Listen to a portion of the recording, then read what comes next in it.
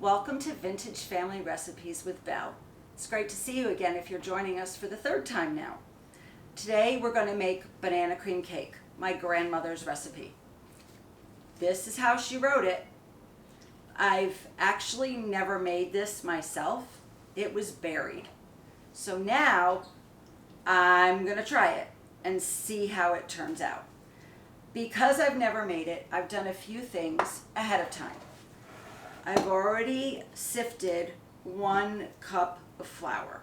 I'm going to sift the rest of the dry ingredients, which is another cup of flour, some nutmeg, some baking powder, some baking soda, and some salt.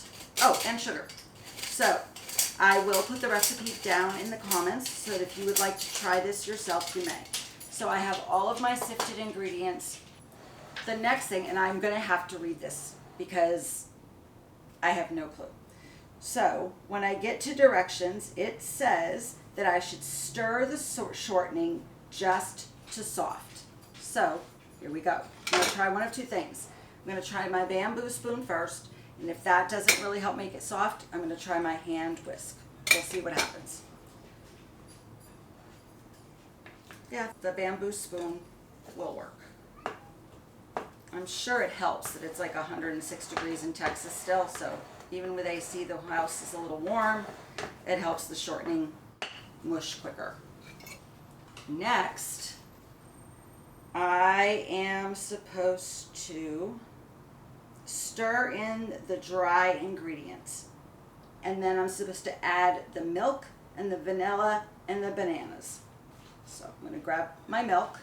I need a 1/4 cup. I'm all out of whole milk, so I am just going to go ahead and use 2%. I'm sure it will be fine. She says I need a cup of mashed bananas. I'm going to just mash my bananas with my bamboo spoon. Get them nice and mushy. It helps that they were really brown. Then I'm going to scoop them into my cup and see how close I am or over. I have a feeling I'm going to be a little bit over. That's okay. Not quite even a cup.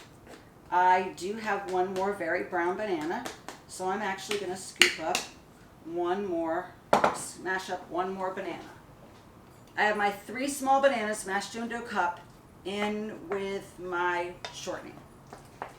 I'm going to mix those together a little bit.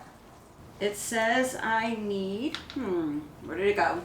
This is very messily written. Love my grandmother, but this is messy. Oh, I need 2 eggs and a teaspoon of vanilla. There we go. See, I really don't know this recipe at all. So I'm going to put my teaspoon of vanilla in with my milk. I'm going to grab 2 eggs and I am going to break them into the same bowl I used with the bananas and whisk them together before I pour them into the mix. Now I am supposed to mix all the flour, the bananas, and the milk together. And I'm supposed to beat it vigorously for 2 minutes. I'm not sure that I'm being very vigorous. It also says the flour should just be dampened. So I'm trying to go between vigorous and damp. This will truly need a taste tester or 2. I'm sure my dogs would love to taste test, but they're not going to get to be the taste testers. So now it says to add the eggs and beat vigorously for 2 more minutes. This recipe also calls for chopped walnuts. I tend to always leave nuts out of whatever it is that I'm making because either A, people don't like nuts, meaning me, or B, there are people that are allergic to nuts. And so especially if I think I might be serving this to people that are allergic to nuts, I'm just not going to add nuts to the dessert. But if you want to add nuts, it says to use a 1/2 cup of chopped walnuts. But since I didn't make this with gluten-free flour, try saying that 3 times fast, I won't be able to eat it anyway. But I'm still going to leave the nuts out.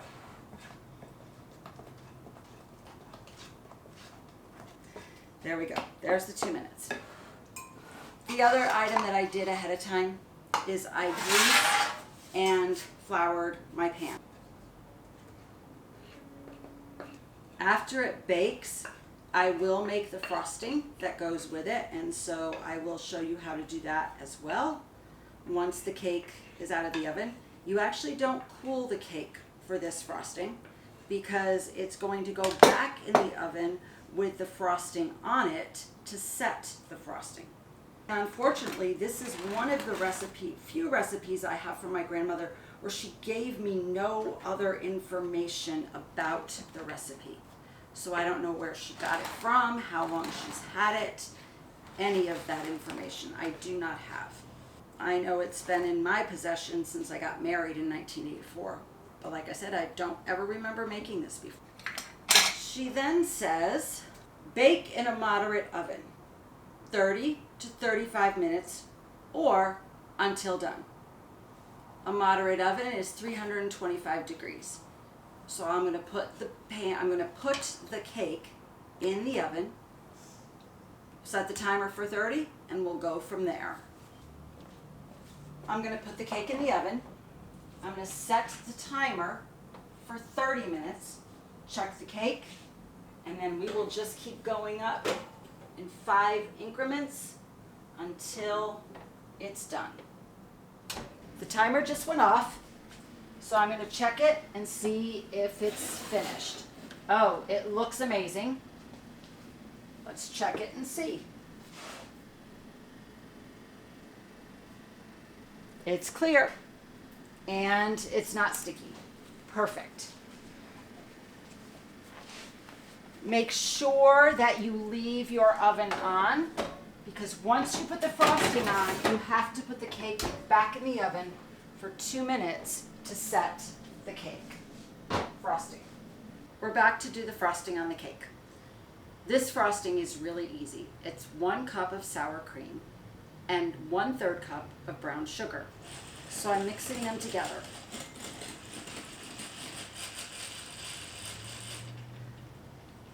While the cake was baking, I thought, I wonder when recipes started really using more white sugar than brown sugar.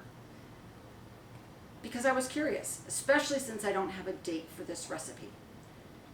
I did some research, and the Domino Sugar Company in 1807 decided that they wanted white sugar to become the really predominant sugar. So they started pushing the idea that white sugar was better, that brown sugar was inferior, and that it was really for just fruitcake or for poor people. The company actually started making sure that recipes even used more white sugar. So because this recipe had 2 cups of white sugar, I'm going to assume that it came after 1807. Because my family didn't have money, so there's no way that they would have had enough money to just put white sugar into fancy desserts on a regular basis. And the only place the brown sugar is in this recipe is in the frosting. So now I'm hoping that eventually I can, with some genealogy research, figure out where and when this recipe might have come from. So I've got this almost spread on the top of the cake.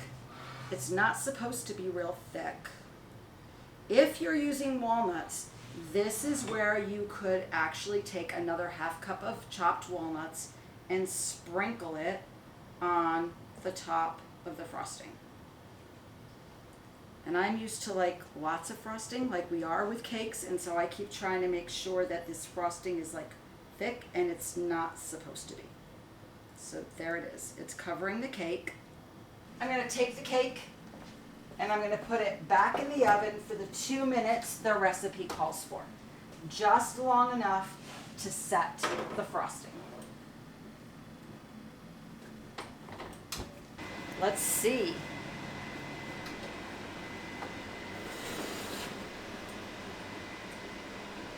It smells good. I'm really not sure what it's supposed to look like though. So I'm gonna assume, well, hold on, I'm gonna touch it. Still seems pretty soft. I'm gonna be risky and I'm gonna do another minute.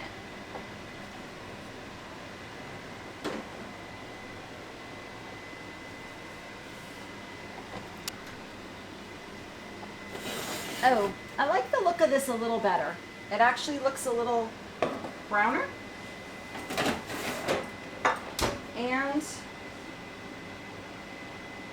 feels a little more set. Okay, I'm gonna call it done. The last part of the recipe says, cut cake into squares and trim with sliced bananas. I wouldn't slice the bananas and trim it with sliced bananas unless you were serving the cake all at once, because otherwise the bananas would get brown. So I would leave it up to, if you're serving it individually, I would let the person decide if they wanted to cut up a banana and put it on top of their cake. I'm going to call my taste testers and have them come take a taste and give me some critique. Does it taste like banana bread or does it taste like a cake? It does taste like banana bread. Okay. With frosting. Yeah. It's a lighter consistency than banana bread. It's more cake consistency. Okay. Would it taste better with walnuts? I think it would. Okay. Just seconding what he said. It tastes like banana bread, but it has cake consistency. I like it. I think it's good. I think it would be worse with walnuts. So, there's that. Okay. Mixed bag about the walnuts. You decide if you want to make it with or without walnuts. Thanks for joining us on Vintage Family Recipes, and we'll see you next time.